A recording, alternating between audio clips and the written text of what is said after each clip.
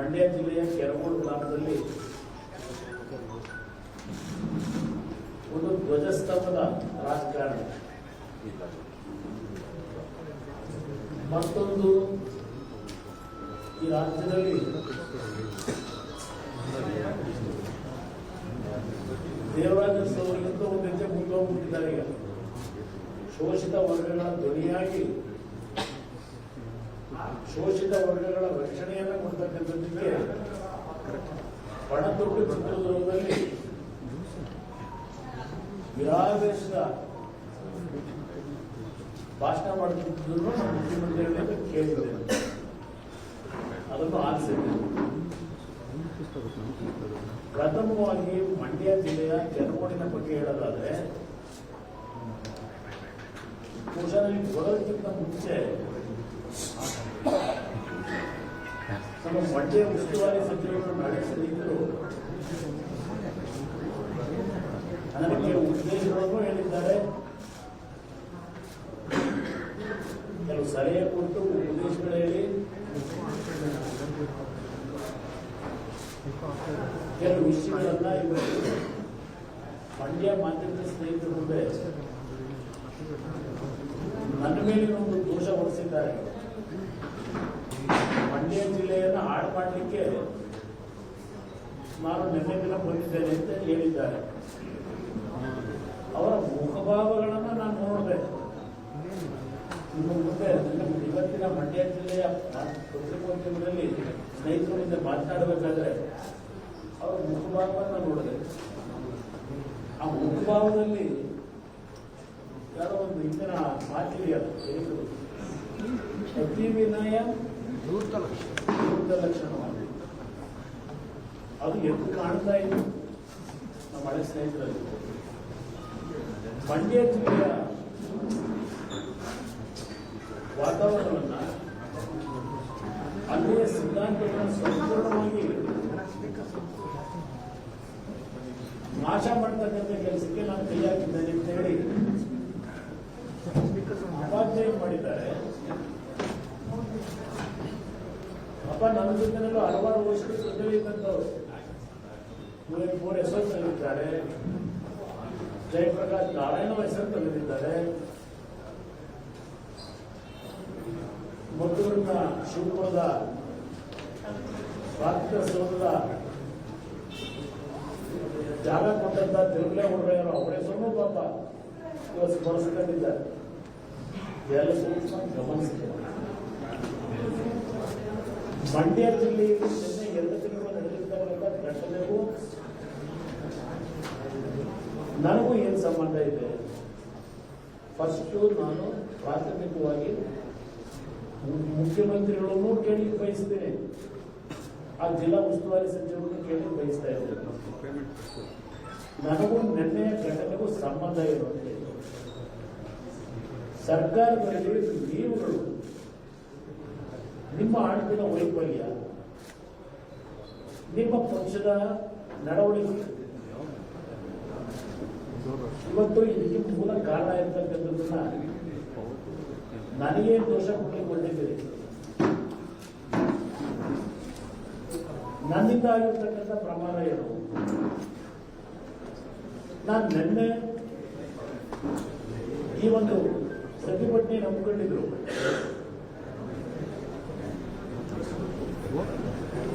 ಬಿಜೆಪಿಯ ಅಂಗಪಕ್ಷಗಳು, ಬಿಜೆಪಿ ನಾಯಕರು ಆ ಪ್ರತಿಭಟನೆಯಲ್ಲಿ ನನ್ನನ್ನು ಬರಬೇಕು ಅಂತ ಹೇಳಿ,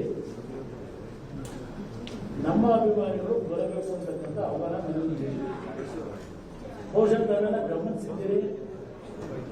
ನಮ್ಮ ವಿರೋಧ ಪಕ್ಷದ ನಾಯಕರು ಅಶೋಕ್ ಅವರು ಮೊನ್ನೆ ಏನು ಕೆರಗೋಡಿನಲ್ಲಿ ಲಾಠಿ ಚಾರ್ಜ್ ಆಗುವಂತ ಪ್ರಕರಣ ಆಗೋದು ಅವರೇ ಖುದ್ದಾಗಿ ಭೇಟಿ ಕೊಟ್ಟಿದ್ರು ವಿರೋಧ ಪಕ್ಷದ ನಾಯಕರು. ಅವ್ರ ಮಾಧ್ಯಮದ ಸ್ನೇಹಿತರು ಮುಂದೆ ನಾಳೆ ದಿನ ಬಿಜೆಪಿ ಮತ್ತು ಜೆಡಿಎಸ್ನ ಜೊತೆಗೂಡಿ ನಾವು ಪ್ರತಿಭಟನೆ ಮಾಡತಕ್ಕಂಥ ತೀರ್ಮಾನ ಮಾಡಿದ್ದೇವೆ ಅಂತ ಹೇಳಿದ್ವಿ. ನಿನ್ನೆ ನಾನು ಯಾವೊಂದು ಪ್ರತಿಭಟನಾ ಕಾರ್ಯಕ್ರಮದ ಕೊನೆ ಹಂತದಲ್ಲಿ ಭಾಗವಹಿಸಿದ್ದೇನೆ. ಬಹುಶಃ ನಾನು ಏನು ಮಾತನಾಡಿದೆ ಆ ಕಾರ್ಯಕ್ರಮದಲ್ಲಿ ನಿಮ್ಮ ಮಾಧ್ಯಮದ ಸ್ನೇಹಿತರ ಮುಂದೆ ಸಂಪೂರ್ಣವಾದ ನನ್ನ ಟೆಕ್ಸ್ಟ್ ಇದೆ, ನಾನು ಮಾತಾಡಿರ್ತಕ್ಕಂಥದ್ದು. ಪಾಪ ನಮ್ಮ ಹಳೆ ಸ್ನೇಹಿತರು ಹೇಳಿದ್ದಾರೆ, ಇವತ್ತು ಕೇಸರಿ ಶಾಲಾ ನಾನು ಎಲ್ಲರೂ ಹಾಕಿದ ಪಕ್ಷಕ್ಕೆ ಜನತಾದಳದ ಪರಿವಾರದ ಹಲವಾರು ನಾಯಕರುಗಳ ದುಡಿಮೆಯ ಈ ಪಕ್ಷದ ಅಂತಿಮ ಮಾಡಲಿಕ್ಕೆ ತೀರ್ಮಾನ ಮಾಡ್ಕೊಂಡು ಅಂತಕ್ಕಂಥ ಮಾತು ಹೇಳಿದ್ದಾರೆ. ನಾನು ಕೇಸರಿ ಶಾಲಾ ಈಗ ಹಾಕೊಂಡಿದ್ದೆ ಮಹಾನಪರಾಧ ಆಗಿದೆಯಾ? ಈಗ ನಾನು ದಲಿತ ಸಮಾಜದ ಸಭೆಗಳಿಗೆ ಹೋಗ್ತೀನಿ, ಹಲವಾರು ಬಾರಿ ಹೋಗಿದ್ದೇನೆ. ಜೈ ಭೀಮ್ ಕಾರ್ಯಕರ್ತರು ಜೈ ಭೀಮ್ ಅಂತಕ್ಕಂಥದ್ದನ್ನು ಅಂಬೇಡ್ಕರ್ ಕಾರ್ಯಕ್ರಮದಲ್ಲಿ ಹೋಗ್ತಾರೆ.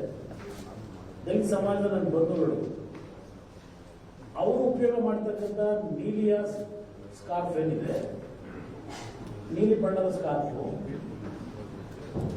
ಅದನ್ನೂ ಸಹ ನಾನು ಹಾಕೊಂಡಿದ್ದೇನೆ. ಪಾಪ ಅದವ್ರ ಕಣ್ಣಿಗೆ ಕಂಡಿಲ್ಲ. ಪಾಪ ಅವ್ರಿಗೇನು ಚಿತ್ರಣ ಬೇಕಾದ ಫೋಟೋನ ಕಳಿಸೋಣ.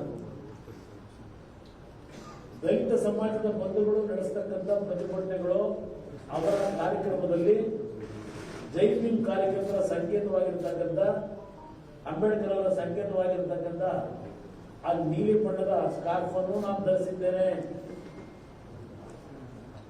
ಕೇಸರಿ ಬಗ್ಗೆ ನಾವು ಕಾಂಗ್ರೆಸ್ ನಾಯಕರು ಯಾಕೆ ಅಷ್ಟೊಂದು ದ್ವೇಷ ಅಂತಕ್ಕಂಥಲ್ಲ, ಆ ಸಂಕುಚಿತ ಮನೋಭಾವದಲ್ಲಿ ನೋಡ್ತೀವಿ.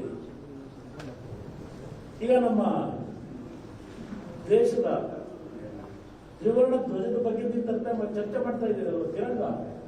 ಪಾಪ ಅಲ್ಲಿ ಶಾಸಕರನ್ನೇ ಹೇಳಿದ್ದಾರೆ, 1 ಲಕ್ಷ ತಿರಂಗ ಧ್ವಜವನ್ನ ಮಂಡ್ಯ ಜಿಲ್ಲೆಯ ಮನೆ ಮನೆ ಮೇಲೆ ಹಾಕ್ತೀವಿ ಅಂತ. ಅದಕ್ಕೆ ನಾನು ಬೆಂಬಲ ಕೊಡಲಿಕ್ಕೆ ತಯಾರಾಗಿದ್ದೇನೆ. ತಿರಂಗ ಧ್ವಜ ಹಾಕಿಸಬೇಕಾಗ್ತದೆ. ನಮ್ಮ ದೇಶದ ರಾಷ್ಟ್ರಧ್ವಜ, ಆ ರಾಷ್ಟ್ರ ಧ್ವಜದಲ್ಲಿರ್ತಕ್ಕಂಥ ಅಂಗಗಳು ಯಾವ್ಯಾವುದು? ಸ್ವಲ್ಪ ಜನರಿಗೆ ಬಿಡಿಸಿದಪ್ಪ. ತಿರಂಗ ಧ್ವಜದ ಬಗ್ಗೆ ಚರ್ಚೆ ಮಾಡ್ತಾ ಇದ್ದೀರಲ್ಲ, ತಿರಂಗ ಧ್ವಜದ ಬಗ್ಗೆ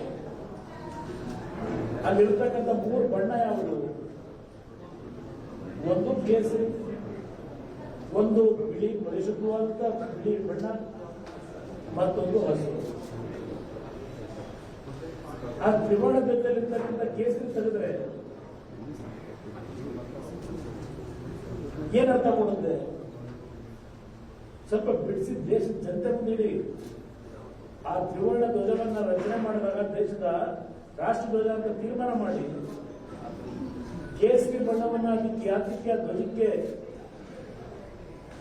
ಲೇಪನ ಮಾಡಿದ್ದಾರೆ. ಸ್ವಾತಂತ್ರ್ಯ ಹೋರಾಟ ಮಾಡಿದಂತ ಕಾಂಗ್ರೆಸ್ನ ಮಹಾನ್ ನಾಯಕರು, ಇತಿಹಾಸ ಇರ್ತಕ್ಕಂಥ ಈಗಿನ ಮಹಾನ್ ನಾಯಕರು ಇವರಲ್ಲ. ಇವರು ಅಗಲದೊಳಗೆ ಈಸ್ಟ್ ಇಂಡಿಯಾ ಕಂಪನಿ ಮಾಲೀಕರುಗಳು. ಇವರು ಈಸ್ಟ್ ಇಂಡಿಯಾ ಕಂಪನಿ ಫಾಲೋ ಮಾಡ್ತಾ ಇರೋದು. ಕೇಸರಿ ಬಗ್ಗೆ ಇಷ್ಟು ಮಾಡಿದ್ರೆ ಅಯ್ಯೋ ಕೇಸರಿ ಹಾಕಿದ್ದೆ ನಂದೇನೋ ಮಹಾನ್ ಅಪರಾಧ ಅಂತ ಹೇಳಿ ಹೇಳ್ತಿರಲ್ಲ. ನಮ್ಮ ಧ್ವಜದಲ್ಲಿ ಇರ್ತಕ್ಕಂಥದ್ದೇ ರಾಷ್ಟ್ರದಲ್ಲಿ ಕೇಸರಿ. ನಾನು ನಿನ್ನೆ ಇದನ್ನ ಉಸ್ತುವಾರಿ ಸಚಿವರಿಗೆ ಹೇಳ್ತೀನಿ, ನಿಮ್ಮಿಂದ ನಾನು ನನ್ನ ಪಕ್ಷ ಯಾಕೆ ಉಳಿಸ್ಕೋಬೇಕು ಅನ್ನೋದನ್ನ ಕಲಿಸ್ಕೋಬೇಕಾಗಿಲ್ಲ. ಸಮಾಜದಲ್ಲಿ ಯಾವ ರೀತಿ ಶಾಂತಿಯ ವಾತಾವರಣವನ್ನು ತರಬೇಕು ಅಂತಕ್ಕಂಥದ್ದನ್ನ ನಿಮ್ಮಿಂದ ನಾನು ಕಲಿಬೇಕಾಗಿಲ್ಲಪ್ಪ. ನನಗೆ ಬೆಳೆಸಿರ್ತಕ್ಕಂಥ ಜನ ಏನು ಅನ್ನೋದು ಗೊತ್ತಿದೆ. ಮಂಡ್ಯ ಜಿಲ್ಲೆ ಇವತ್ತು ನಾನು ಮಟ್ಟಿಗೆ ಬಂದಿದ್ರೆ 1997ರಿಂದ ನನ್ನನ್ನು ಗುರುತಿಸಿದ್ದಾರೆ. ದೇವೇಗೌಡರ ರಾಜಕಾರಣ ಬೇರೆ, ಕಾವೇರಿಯ ನೀರಾವರಿ ಯೋಜನೆ ಇರ್ಬೋದು, ಮೊದಲೊಂದು ಇರ್ಬೋದು. ಅದಂತೂ ಮಂಡ್ಯ ಸಕ್ಕರೆ ಕಾರ್ಖಾನೆಗೆ 100 ಕೋಟಿ ಬಿಡುಗಡೆ ಮಾಡಿ ಶಂಕುಸ್ಥಾಪನೆ ಮಾಡಬಹುದಾಗಿತ್ತು ಅಂತ ಹೇಳಿದ್ದೀರಪ್ಪ. ಬಜೆಟ್ ಪುಸ್ತಕ ತೆಗೆದು ನೋಡಿ, 2019 100 ಕೋಟಿ ರೂಪಾಯಿಗಳನ್ನ ಹೊಸ ಫ್ಯಾಕ್ಟರಿಯನ್ನ ಮಾಡಲಿಕ್ಕೆ, ಶುಗರ್ ಫ್ಯಾಕ್ಟರಿಯನ್ನ ಹಣವನ್ನ ಹಂಚಿಕೆ ಮಾಡಿದ್ದೇನೆ ಬಜೆಟ್ನಲ್ಲಿ. ಆ ಕಾರ್ಯಕ್ರಮ ಮಾಡಲಿಕ್ಕೆ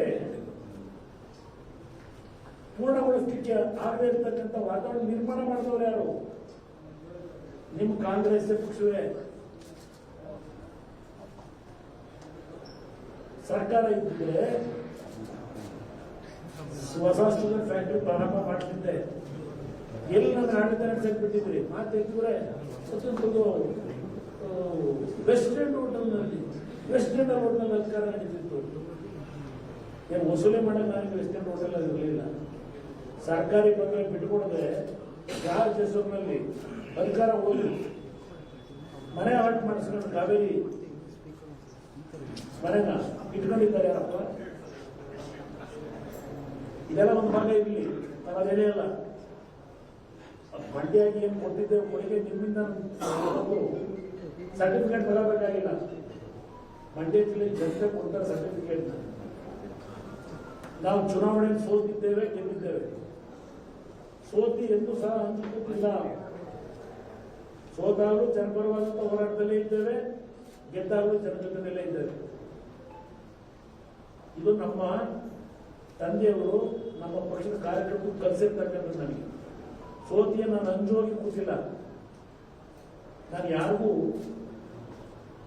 ಅಡಿಯಾಳನೂ ಅಲ್ಲ. ರಾಜ್ಯದ 6.5 ಕೋಟಿ ಜನತೆ ಅಡಿಯಾಳು ನಾನು. ಇದನ್ನು ಬಹಳ ಸ್ಪಷ್ಟವಾಗಿ ಹೇಳ್ತೇನೆ. ನಿನ್ನೆ ನಾನು ಅಲ್ಲಿ ಹೋಗಿ ಏನು ಭಾಷಣ ಮಾಡಿದೆ, ನಾನೇನು ಹಿಂದುತ್ವದ ಬಗ್ಗೆ ಚರ್ಚೆ ಮಾಡಲಿಲ್ಲ. ನಿಮ್ಮ ಹನುಮಾನ್ ಧ್ವಜವನ್ನ ಉದ್ದೇಶಿಸಿ ನಾನೇನು ಮಾತಾಡಿಲ್ಲ. ಅಲ್ಲಿ ನಾನು ಸರ್ಕಾರದ ವೈಫಲ್ಯಗಳ ಬಗ್ಗೆ ಚರ್ಚೆ ಮಾಡಿದ್ದೇನೆ. ನಿನ್ನೆ ಅಹಿತಕರ ಘಟನೆಗಳು, ನಿನ್ನೆ ಮತ್ತು ಮೊನ್ನೆಯ ಅಹಿತಕರ ಘಟನೆಗೆ ನೀವುಗಳೇ ಕಾರಣಕರ್ತರು. ಆ ನಿಮ್ಮ MLAಗೆ ಸ್ವಲ್ಪ ಪಾಠ ಹೇಳ್ಕೊಡಿ. ಮೆಚುರಿಟಿ ಯಾವ ರೀತಿ ಕಲಿಬೇಕು, MLA ಕೆಲಸ ಮಾಡತಕ್ಕಂಥದ್ದನ್ನ. ಅದಿದ್ದು ಕಾಗರ ಬೇರೆ ಪಾಪ ಈ ಸಲ ಸ್ಪೀಕರ್ ಆಗಿ ಅಲ್ಲೆಲ್ಲ ನಮ್ಮ ನೆಲಮಂಗಲದ ಇದರಲ್ಲಿ ನಮ್ಮ ವೀರೇಂದ್ರ ಹೆಗಡೆ ಅದೇನೋ ಆಯುರ್ವೇದಿಕ್ ಸೆಂಟರ್ ಇದೆಯಲ್ಲ, ಅದೇನೋ 3 ದಿವಸದ ಕಾರ್ಯಾಗಾರ ಮಾಡಿದ್ರು. ಅದೇನೋ ಕಾರ್ಯಾಗಾರದ ಕೇಳಿ ತಿಳಿಸ್ಕೊಟ್ರೆ ಗೊತ್ತಿಲ್ಲ ನಮ್ಮ ಸ್ಪೀಕರ್ ಅವರು. ಇಲ್ಲಿ ಎಲ್ಲ ಮಾಹಿತಿ ಇದೆ. ನೀವುಗಳು ಕಳೆದ 2 ದಿನದಿಂದ ಒಬ್ಬೊಬ್ಬರು ಒಂದೊಂದರಿಗೆ ಸಿಕ್ಕಂತ ಮಾಹಿತಿ ಮೇಲೆ ವಿಶ್ಲೇಷಣೆ ಮಾಡಿದ್ದೀರಿ. ಹಲವಾರು ವಿಶ್ಲೇಷಣೆ ಮಾಡತಕ್ಕಂಥವ್ರು ಮಾತಾಡಿದ್ದಾರೆ ಪ್ಯಾನಲ್ ಡಿಸ್ಕಷನ್. ಇದು ಯಾವ ರೀತಿ ಪ್ರಾರಂಭ ಆಯಿತು? ಕೆರಗೋಡಿನ ವಿಷಯ ಮೊದಲು ಒಂದು ಪಂಚಾಯಿತಿಯ ರೆಸಲ್ಯೂಷನ್ 84ನೇ ಪುಟಾದ ಒಂದು ರೆಸಲ್ಯೂಷನ್ ಅಲ್ಲಿ ಆಗಿರೋದೇನಿದೆ, ಅವತ್ತು ಪಂಚಾಯಿತಿಯ ಸಬ್ಜೆಕ್ಟ್ಗಳೇನಿದೆ ಆ ಸಬ್ಜೆಕ್ಟ್ಗಳು ಯಾವ್ಯಾವಿತ್ತು ಇಲ್ಲಿದೆ. ಸುಮಾರು 8 ಸಬ್ಜೆಕ್ಟ್ಗಳಲ್ಲಿ ಅವನು ಯಾರೋ ಯೋಗೀಶ ಅಂತ ಹೇಳಿ ಅರ್ಜುನ ಸ್ತಂಭವನ್ನೇ ನಾವು ಪ್ರತಿಷ್ಠಾಪನೆ ಮಾಡಲಿಕ್ಕೆ ಅವಕಾಶ ಕೊಡಿ ಅಂತ ಅರ್ಜಿ ಕೊಟ್ಟಿರೋದು. ಒಂದು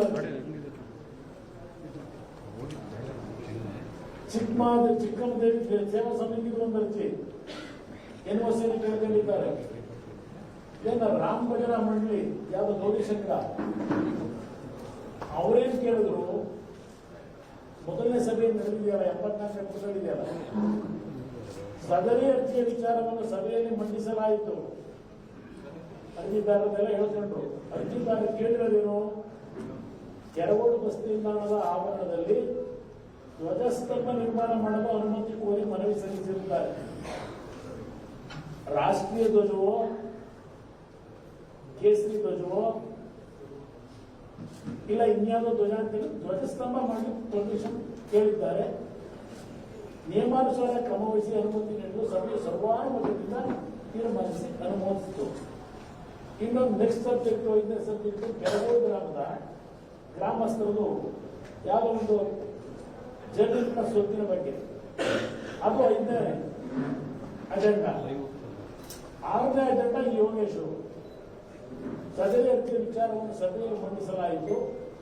ಅರ್ಜಿದಾರರು ಕೆರಗೋಡು ಬಸ್ ಸ್ಟ್ಯಾಂಡ್ ಬಳ ಇಲ್ಲಿ ಅರ್ಜುನ ಸ್ತಂಭ ನಿರ್ಮಿಸಲು ಅನುಮಾನ ಮನವಿ ಸಲ್ಲಿಸಿದ್ದಾರೆ. ಅದಕ್ಕೂ ಒಪ್ಪಿಗೆ ಕೊಟ್ಟಿದ್ದೀವಿ. ಇಡೀ ಜಗವನ್ನೇ ಅಂಗೈಲಿ ನೋಡಿ ನೋಡಿ ಜನಮನದ ಈ ಜೀವನಾಡಿ ನಾಡಿ ಕೆರಗೋಡು ಗ್ರಾಮದ ಯಾವ ಒಂದು